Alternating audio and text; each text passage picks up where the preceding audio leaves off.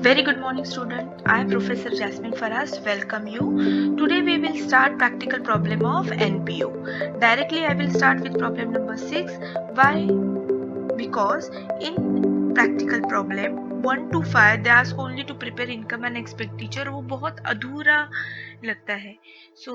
मैं आपको directly problem number 6 सिखाऊंगी जिसमें उन्होंने पूछा है you have to prepare income and expenditure as well as balance sheet. तो पूरा प्रॉब्लम जब हम साथ में करेंगे तो हमको अच्छे से समझ में आता है. अगर मैं सिर्फ आपको इनकम एक्सपेंडिचर सिखाऊंगी या सिर्फ बैलेंस शीट सिखाऊंगी तो शायद आपको कंफ्यूजन होगा. बट डोंट वरी, पूरे प्रॉब्लम सब सॉल्व होने के बाद मैं आपको 1 to 5 का एक्सप्लेनेशन भी जरूर दूंगी. Okay, so without wasting much time will start practical problem 6. सी, ये प्रैक्टिकल प्रॉब्लम 6 है. Account of charitable hospital. जैसे ही मैंने कहा है मेरे प्रीवियस वीडियो में कि एनपीओ नॉट प्रॉफिट कंसर्न में क्या क्या इंक्लूड होता है, hospitals, education institute, then trust, sports club. तो यहाँ पे उन्होंने दिया है हमें चैरिटेबल हॉस्पिटल का अकाउंट. सी, ये हमारा एक टाइप का ट्रायल बैलेंस है. फाइनल अकाउंट हम पार्टनरशिप फर्म का देखा है तो उन्होंने ट्रायल बैलेंस क्वेश्चन में दिया है. यहाँ पे हमें ट्रायल बैलेंस नहीं देंगे, यहाँ पे वो हमें देंगे receipt and payment. So receipt and payment is a real account, जैसे कि मैंने आपको मेरे इंट्रोडक्शन पार्ट में सिखाया है. सो रियल अकाउंट का formula debit cash comes in, credit cash goes out. So that is why देखो जो कैश आई है वो उन्होंने रिसीट साइड में दी है, जो कैश गई है वो पेमेंट साइड में दी है. ये पहला ही प्रैक्टिकल प्रॉब्लम है तो इसलिए मैं आपको क्वेश्चन भी अच्छे से समझाती हूँ. ठीक है, तो रिसीट मतलब this is one type of cash book. So cash book अगर आपको याद रहेगा, simple cash book, double cash book जो हमने 11th में सीखा था, तो आपको याद रहेगा कि यहाँ पे हम लोग रिसीट में ओपनिंग बैलेंस लिखते थे. ठीक है, सो ये कैश का ओपनिंग बैलेंस है 8230. देन उनको और इनकम कहाँ से मिला, सब्सक्रिप्शन से. Then donation, here they clearly mention general donation. मैंने ये भी अपने लास्ट वीडियो में बताया था कि अगर जनरल डोनेशन है तो वो हम कहाँ लिखेंगे, इनकम में. ओके, लेकिन यही अगर स्पेसिफिक डोनेशन होता, अगर कोई कंडीशन दी होती कि this donation is only for building fund, only for books purchase, तो ये स्पेसिफिक डोनेशन होता और वो तब जाता लाइबिलिटी में. ठीक है, तो यही पे क्लियर हो चुका है कि ये डोनेशन जाएगा income side. Then interest on investment, कोई तो हॉस्पिटल की इन्वेस्टमेंट कहीं तो होगी, उस पे उन्हें इंटरेस्ट मिला होगा. Proceed from a charity show, कुछ तो उन्होंने चैरिटी शो रखा होगा जिसमें बहुत सारे ऑडियंस आए होंगे और उन्होंने पैसे पे किए होंगे, टिकट खरीदा होगा, तो उसका इनकम होगा. सो this is called proceed from charity show. This is all income. So that is why they right receipt side. ठीक है, ये सब कुछ कैश ट्रांजैक्शन है. आपने अगर नोटिस किया होगा तो कहीं पे भी क्रेडिट ट्रांजैक्शन नहीं है. Okay, now will move to the payment side. Now क्या क्या खरीदा है उन्होंने. देन मेडिसिन परचेस, आपको हॉस्पिटल है तो उनको मेडिसिन की तो जरूरत होगी. So this is called revenue expenditure. Then general expenses, छोटा मोटा खर्चा हुआ रहेगा. देन सैलरी, डॉक्टर की सैलरी, नर्स हो गए, वार्ड बॉय हो गए, उनकी सैलरी होगी. देन स्टेशनरी खरीदी होगी, एक्सपेंसेस फॉर चैरिटी शो खरीदा होगा. सी, देन सर्जरी, डिस्पेंसरी एक्सपेंसेस, ये भी तो खर्चे होते हैं डॉक्टर्स के लिए, हॉस्पिटल्स के लिए. So this all are the expenses. So this is all called revenue expenditure. तो जैसे मैंने बताया है कि रेवेन्यूज पे expenditure always write expenditure side.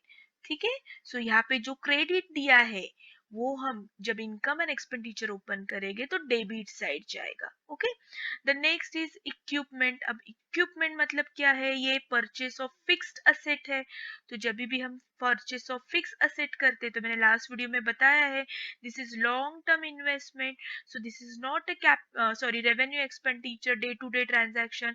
So this will go here, this is a capital expenditure. So this will go asset side, क्योंकि ये equipment हम बार बार खरीदते नहीं, हॉस्पिटल बार बार नहीं खरीदेगा. So this is called as a capital expenditure. तो आपको ये बात याद रखनी है कि अगर रेवेन्यू एक्सपेंडिचर होगा, ऐसा एक्सपेंस है जो डे टू डे ट्रांजैक्शन में आता है वो जाएगा एक्सपेंडिचर में.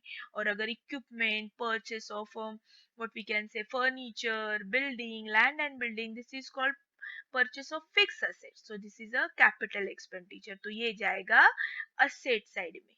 ओके, तो ये आपको याद रखना है. Now this is finish receipt and payment, trial balance हो गया हमारा। This is one type of trial balance, जैसे हम लोग प्रॉफिट इसमें देखते थे फाइनल अकाउंट पार्टनरशिप के ट्रायल बैलेंस दिया होता था, यहाँ पे ट्रायल बैलेंस की जगह हमें दिया है रिसीट एंड पेमेंट। ओके, तो आई होप आपको ये रिसीट एंड पेमेंट समझ में आया है। जो डेबिट है वो पोस्टिंग के वक्त क्रेडिट जाएगा, मतलब यहाँ पे जो टू टू लिखा है वो इनकम एंड एक्सपेंडिचर में क्रेडिट साइड में जाके बाय बाय होगा। ओके, ये सब हम बाय बाय लिखेंगे, और जो यहाँ पे बाय बाय दिया है पेमेंट साइड में, क्रेडिट साइड में, वो जाके डेबिट साइड में टू टू होगा। ओके, आई होप आपको ये समझ में आया है। Now additional information, see here additional information उन्होंने टैबुलर फॉर्म में दी है। 1 अप्रैल 2019, सो 1 अप्रैल देखो हमारा अकाउंटिंग ईयर कब एंड हो रहा है, 31 मार्च 2020, तो ये क्लोजिंग डेट है। तो of course this is called opening balance, ये ओपनिंग डेट है, तो यहाँ पे जो भी रहेगा ये लास्ट ईयर का होगा, and this is a closing. Okay, क्या दिया है first, subscription due. Now subscription मतलब क्या, मेंबर से हमें जो फी मिलती है उसे हम बोलते हैं सब्सक्रिप्शन, हम बोलते हैं ना सब्सक्राइब करना है, so this is subscription. Due मतलब क्या, आउटस्टैंडिंग। सो यहाँ पे उन्होंने दिया है ओपनिंग लास्ट ईयर का आउटस्टैंडिंग कितना था, 310, और करंट ईयर का आउटस्टैंडिंग कितना है, 350। पहले समझ के लो आप क्वेश्चंस, ठीक है। हम इसे देखते हैं इसे क्या करना है, तो सब्सक्रिप्शन में एडजस्टमेंट है, तो सब्सक्रिप्शन को सी डॉट लगाती हूँ, मतलब एडजस्टमेंट है इसलिए ये हमें इनर कॉलम में लिखना होगा। Again they give the subscription, लेकिन यहाँ पे आउटस्टैंडिंग दिया है और यहाँ पे एडवांस दिया है। ये लास्ट ईयर का एडवांस है जो हमने अभी रिसीव किया है, और ये नेक्स्ट ईयर जो नया साल आएगा 21 उसका हमने रिसीव किया है। तो 4 एडजस्टमेंट हमें सब्सक्रिप्शन में करने हैं, तो यहाँ पे अंदाजे हमें 4 से 5 लाइन छोड़नी है। ओके, तो ये याद रखना है, सब्सक्रिप्शन के लिए 4 से 5 जगह हम छोड़ेंगे। नेक्स्ट, स्टॉक ऑफ मेडिसिन, सो ठीक है, देखो यहाँ पे मेडिसिन, यहाँ पे भी मेडिसिन दिख रहा है मुझे, तो हमें यहाँ पे भी एडजस्टमेंट है, तो ये भी हमें इनर कॉलम में लिखना है। Then stock of medicine opening 8000 था और क्लोजिंग 11000 था। डोंट वरी, ये सब मैं एक्सप्लेन करूंगी, पहले क्वेश्चन समझ के लो। Then estimate value of equipment, equipment opening कितना था, 15000, और पहले भी हमने न्यू भी खरीदा 10000। देखो यहाँ पे लिखा है ना पेमेंट साइड में, मतलब यही साल में हमने और इक्विपमेंट परचेज किए हैं, पेमेंट में दिया है मतलब पेमेंट किया है, इसका ही मतलब हमने इक्विपमेंट परचेज किया है। तो ये हो गया हमारा ओल्ड, लास्ट ईयर है ना ओपनिंग बैलेंस, तो पहला फर्नीचर कितना था 15000 और खरीदा 10000, तो टोटल हमारा फर्नीचर कितना हो गया 25000। ओके, तो यहाँ पे क्वेश्चन मार्क पूछा है उन्होंने, तो ये हम करेंगे। यहाँ पे नीचे उन्होंने डेप्रिसिएशन भी निकालने कहा है, तो इक्विपमेंट के लिए भी आप 2 या 3 लाइन क्या करो, लीव करो। तो इधर यहाँ पे 1 2 दो एडजस्टमेंट है हमें, तो ये हमें लीव करना है 2 लाइन्स। ओके, देन बिल्डिंग दिया है 40000 ओपनिंग बैलेंस। कैपिटल फंड, अब मैंने बताया कैपिटल हमें लायबिलिटी लिखना होता है, सो शुरुआत में उनका कैपिटल कितना था 1,79,40। देखते हैं आहिस्ता आहिस्ता सरप्लस ऐड करते हैं, और कुछ ऐड करने कहा है क्या, और धीरे धीरे हमारा कैपिटल इंक्रीज हो जाएगा, और फाइनल अमाउंट हमें यहाँ पे मिलेगी। ओके, यहाँ पे क्वेश्चन मार्क दिया है, नहीं दिया होता तो भी कोई फर्क नहीं पड़ता, हम लोग ने फाइंड आउट किया ही होता final amount. Okay, then 10% investment, investment कहीं और एडजस्टमेंट दी है कि उन्होंने इन्वेस्टमेंट नहीं, तो उनकी इन्वेस्टमेंट थी यहाँ पे ओपनिंग 1 लाख। देखते पूरा साल खत्म होते होते क्लोजिंग बचा है क्या कुछ, let's see. Okay, so I hope आपको क्वेश्चन समझ में आया है, इसमें कोई भी डाउट आपको नहीं है। देखो यहाँ पे इन्वेस्टमेंट है, इंटरेस्ट ऑन इन्वेस्टमेंट, तो एडजस्टमेंट है यहाँ पे, ठीक है। तो ये ओपनिंग इन्वेस्टमेंट है, इसमें हमें इंटरेस्ट ऐड करना होगा और हमें फाइनल अमाउंट मिलेगी। देन एडजस्टमेंट क्या दिया है, provide depreciation on equipment 1900 and building, तो डेप्रिसिएशन की डायरेक्ट अमाउंट दी है, वेरी सिंपल। सो ये हमारा पूरा क्वेश्चन है। Now will move to the solution. See here कौन कौन से अकाउंट आपको ड्रॉ करने हैं। In the books of Radha Krishna charitable hospital, income and expenditure, of course date हमें हमेशा क्लोजिंग लिखनी है, एक्सपेंडिचर एंड इनकम याद रखना है। This is a nominal account, तो नॉमिनल अकाउंट का फॉर्मूला क्या है, डेबिट या डेबिट, और यहाँ पे क्रेडिट। तो फॉर्मूला क्या है आपका डेबिट एंड क्रेडिट का? Debit all expenditure and losses, देखो यहाँ पे लिखा है and losses, and credit all income and gain. तो चलो स्टार्ट। नाउ ये बैलेंस शीट है, वेरी सिंपल बैलेंस शीट आपको आती है। Now will start with receipt side. तो देखो क्वेश्चन में पहले हमेशा रिसीट साइड से ट्राई करना है। सो ये रिसीट है, रिसीट है मतलब कैश कम्स इन, ये इनकम हो सकता है हमारा। ओके, तो मैंने क्या कहा है, जो रिसीट है वो हमें इनकम साइड लिखना है, ये डेबिट साइड है रिसीट, तो हमें क्रेडिट में पोस्टिंग करना है। सो सबसे पहले दिया है बैलेंस ब्रॉट डाउन, ये आपको हमेशा याद रखना है। We will never write opening balance, क्यों नहीं लिखना है, ये ओपनिंग बैलेंस है ना, फिर ओपनिंग बैलेंस क्यों नहीं लिखना है? तो देखो आपकी डेट क्या है, 31 मार्च 2020, मतलब ये तो एंडिंग डेट है, क्लोजिंग डेट है। तो क्लोजिंग अगर हम इनकम एंड एक्सपेंडिचर बना रहे हैं, जैसे कि हम profit and loss end of the year बनाते हैं, वैसे ही इनकम एंड एक्सपेंडिचर हम एंड ऑफ द ईयर बनाएंगे। तो अगर हमें end of the year closing बना रहे तो ओपनिंग की जरूरत है क्या? तो याद रखना है आपको, कभी भी ओपनिंग बैलेंस नहीं लिखना है, कहीं पे भी नहीं लिखना है, सिंपल यहाँ पे कट कर दीजिए। Okay, then we'll move to the subscription. यहाँ पे टू दिया है तो मैंने आपको एक हिंट दी है, जैसे ही टू होगा तो यहाँ पे आएगा बाय सब्सक्रिप्शन, बिकॉज ये इनकम है और यहाँ पे इनकम क्रेडिट साइड होता है। ठीक है, सो 52,000। Next is given donation. So donation, देखो हमने सब्सक्रिप्शन के लिए 1 2 3 4 लाइन छोड़ी है, because 4 adjustment is given. Then donation, general donation दिया है, उन्होंने मेंशन किया है general, so this is treated as a income. यही स्पेसिफिक होता, specific donation building fund books के लिए दिया होता, फर्नीचर खरीदने के लिए दिया होता, इक्विपमेंट्स खरीदने के लिए दिया होता, तो ये यहाँ पे नहीं होता। कहाँ पे होता? लाइबिलिटी में। But here they mention this is a general donation, so we'll write here 7,500. Next we'll move interest on investment 10,000. Then proceed charity show, all our income. So देखो मैंने हर चीज, डोनेशन, इंटरेस्ट, चैरिटी शो, ये हर चीज मैंने यहाँ पे debit था तो पोस्टिंग करते वक्त क्रेडिट किया है। क्यों क्रेडिट किया है? बिकॉज यहाँ पे इनकम है, रिसीट मतलब इनकम। सो जो टू टू था, देखो to subscription, to donation, to interest, to proceed, यहाँ पे बाय बाय हो गया। तो ये एक आप ट्रिक याद रख सकते हो, टू टू का बाय बाय होता है और बाय बाय का टू टू होता है। Okay, so this is done. Now will move to the payment side. तो देखो पेमेंट साइड मतलब ये क्रेडिट साइड है, लेकिन जब हम पोस्टिंग करेंगे, पेमेंट मतलब एक्सपेंडिचर, खर्चे के ही वक्त ही हम पेमेंट करते हैं, सो ये जाएगा एक्सपेंडिचर अकाउंट में। Okay, see here expenditure account, this one. So चलो, बाय मेडिसिन परचेस, सो ये क्या आएगा? To medicine purchase, adjustment is there, so we'll write inner column. Then by general expenses का two general expenses होगा, two salary, two stationery, two expenses on charity show, two surgery and dispensary. Now देखो all are, मैंने आपको ये mention किया है, this all are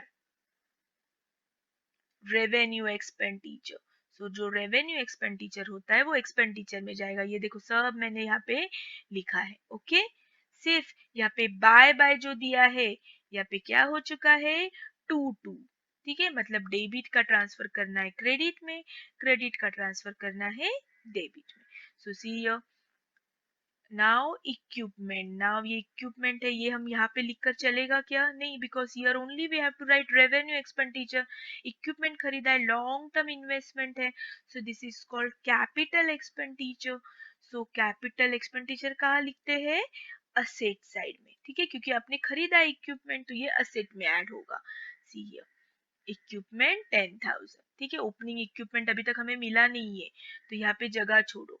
यहाँ पे उन्होंने दिया है इक्विपमेंट, मतलब ये न्यू परचेस है, जब भी पेमेंट साइड में देते हैं इसका मतलब उन्होंने पेमेंट किया है ये साल, इसका मतलब उन्होंने न्यू इक्विपमेंट खरीदा है, इसलिए हमने यहाँ पे इक्विपमेंट 10,000 लिखा। ओपनिंग उन्होंने नीचे एडजस्टमेंट में अगर दिया है तो हम यहाँ पे ओपनिंग की अमाउंट लिखेंगे। Okay, now cash balance, of course this is a closing balance, cash C D मतलब क्लोजिंग ना, सो हमें क्लोजिंग बैलेंस क्लोजिंग में लिखना है. This is a closing balance sheet. Date देखो 31st 2020. So this is a closing balance sheet. तो closing balance sheet में हम क्लोजिंग बैलेंस लिखेंगे. तो of course will write this 960 and 13,000. ठीक है. तो आपको याद रखना है ओपनिंग बैलेंस नहीं लिखना है लेकिन क्लोजिंग आपको लिखना है. So this side also done. So इस तरह से हमारा receipt and payment posting complete हो चुका है. See here.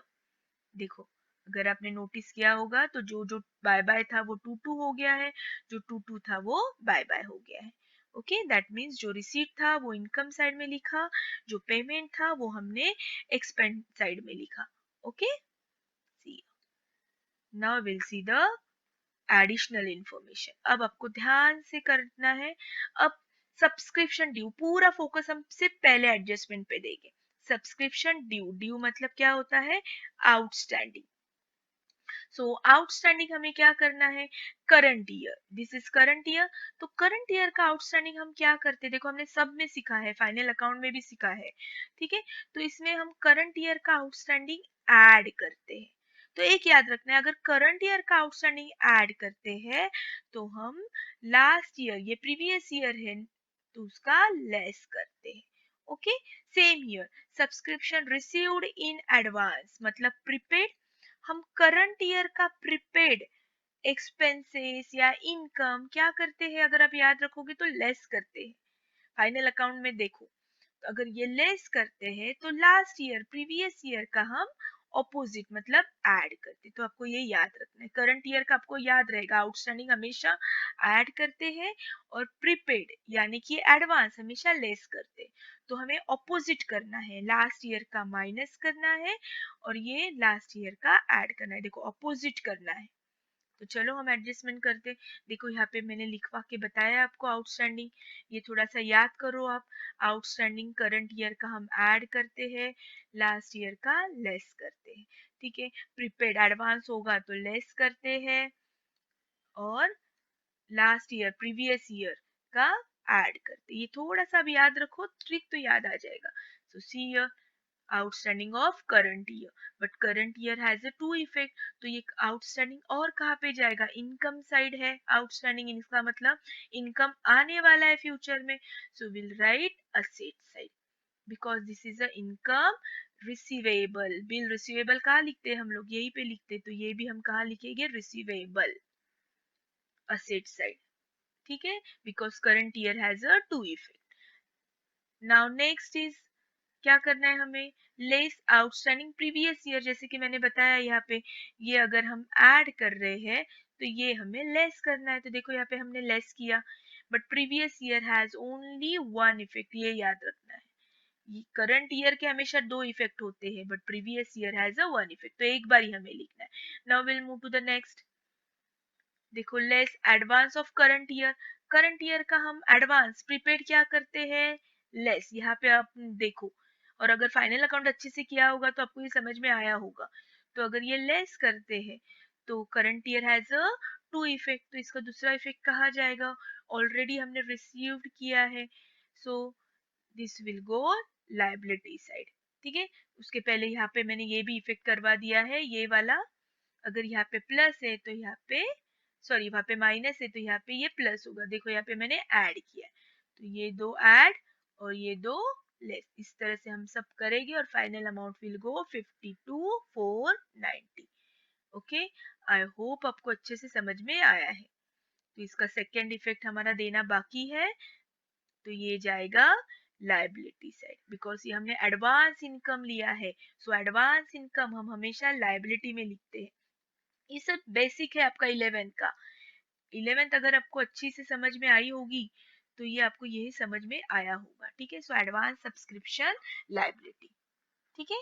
Now will move to the next. हमारा ये हो चुका है, ये कंप्लीट हो चुका है. Now stock of medicine 8000. Opening कितना दिया है? 8000. क्लोजिंग कितना दिया है? 11000. प्लस हमने यहाँ पे भी लिखा है देखो स्टॉक ऑफ मेडिसिन. ये है परचेस, इसको बोलते हैं न्यू परचेस। अभी मैंने कहा है कि पेमेंट साइड में दिया होगा जो भी, उसको कहते हैं न्यू परचेस।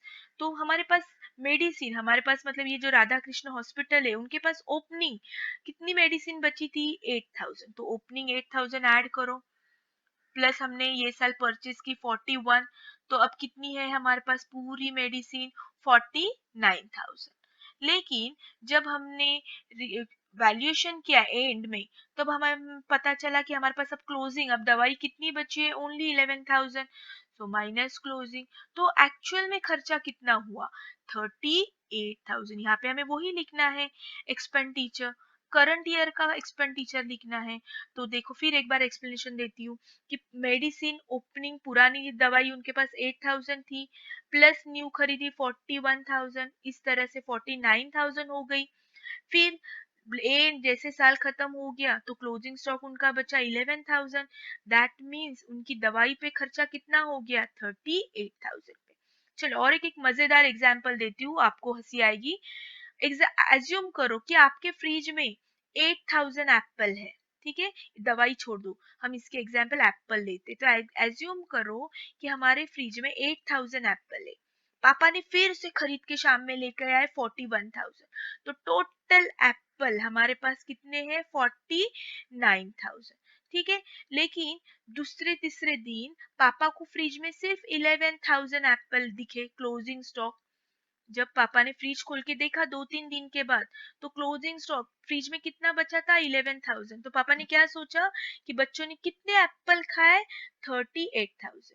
रियल लाइफ में ये पॉसिबल नहीं है, बट आपको एग्जाम्पल अच्छे से याद रहने के लिए मैंने थोड़ा सा डिफरेंट एग्जाम्पल दिया है, तो ये आपको याद रहेगा एग्जाम में। तो एक्चुअल आपने कितना कंज्यूम किया, 38,000। तो एक्चुअल खर्चा कितना हो गया, 38। बस वही हमें यहाँ पे लिखना है।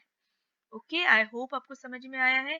जैसे कि मैंने कहा है, closing always has a two effect. तो यहाँ पे देखो हमने सबके यहाँ पे टू इफेक्ट दिए हैं, इसका भी टू इफेक्ट लिखा, इसका भी, तो ऑफकोर्स इसका भी लिखेंगे। तो क्लोजिंग स्टॉक कहाँ लिखते हैं हम लोग, असेट साइड में, चाहे वो स्टॉक हो, मेडिसिन का स्टॉक हो या और किसी का स्टॉक हो, विल राइट असेट साइड। ठीक है, प्लीज इसकी प्रैक्टिस करके जाओ, बिकॉज ये 2-3 बार बोर्ड में आया है, क्वेश्चन पूछा है। Next one, now see here. अब ये हमारा हो गया, स्टॉक भी हो गया। एस्टिमेटेड वैल्यू ऑफ इक्विपमेंट, ये ओपनिंग है, बार बार बता रही हूँ मैं, ये ओपनिंग है, ये क्लोजिंग है। तो ओपनिंग इक्विपमेंट कितना था, 15,000। देखो जगह रखी है हमने यहाँ पे, तो 15,000 ऐड कर दो, ठीक है। नाउ नेक्स्ट, बिल्डिंग का ओपनिंग दिया है, सो बिल्डिंग भी opening inner column, because depreciation लिखना है।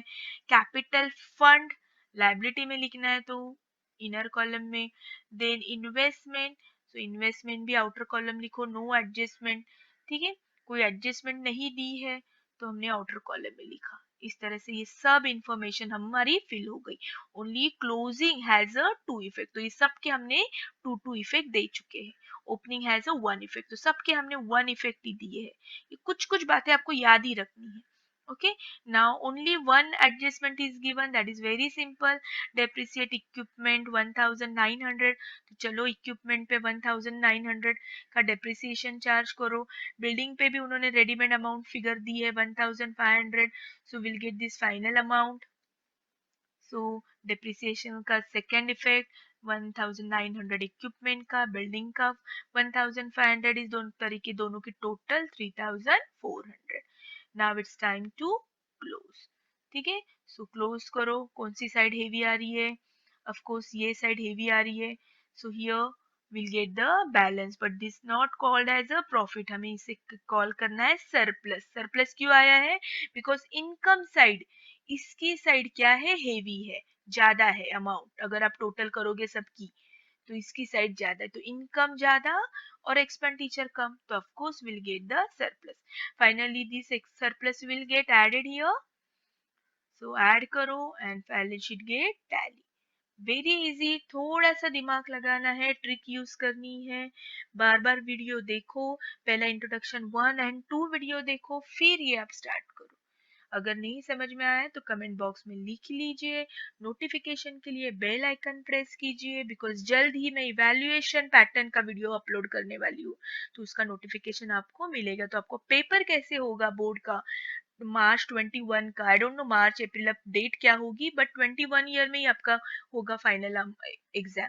तो उसका पेपर पैटर्न कैसे होगा उसका वीडियो मैं जल्दी अपलोड करूंगी। Okay, so thank you so much, have a nice day.